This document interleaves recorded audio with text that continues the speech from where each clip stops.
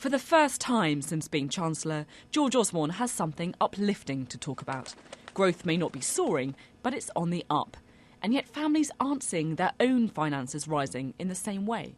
You'll only really deliver higher living standards and action on the cost of living if you secure the long-term growth and success of the British economy. From that, everything else will flow.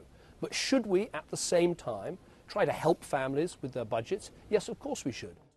In other words, expect more bad news from this man. George Osborne will reportedly announce the state pension age will be brought forward to 68 and then to 69 more quickly. It would affect the under-50s and raise billions for the Treasury. Most departments will also see their budgets cut by a further 1%. The message is tough decisions like these free up money for the giveaways. Business rate rises will be capped at 2% and the average energy bill will be cut by £50. Outside of the Westminster bubble in Felixstowe, the HORTON family are unimpressed.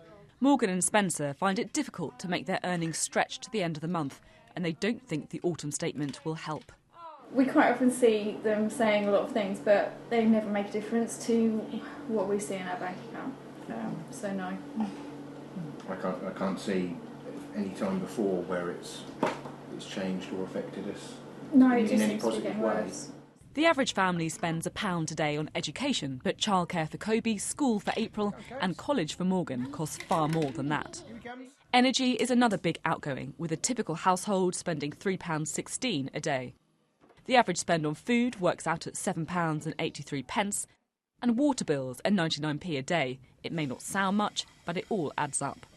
Petrol is another big cost for the Hortons, and the typical daily spend is £3.56.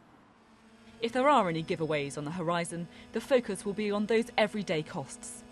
Rising prices will determine how families like the Hortons are going to vote at the next election, and politicians know this.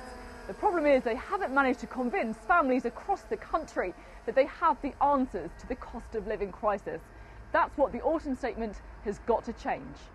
Consumer experts agree the Hortons' experience is typical.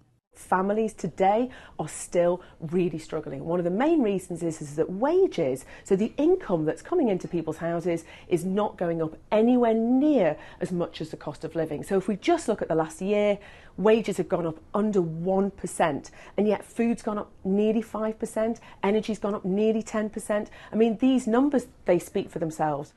Tomorrow's figures will show Britain is on the road to recovery. The challenge for the Chancellor is to make sure that every household will benefit. Sophie Ridge, Sky News in Felixstowe.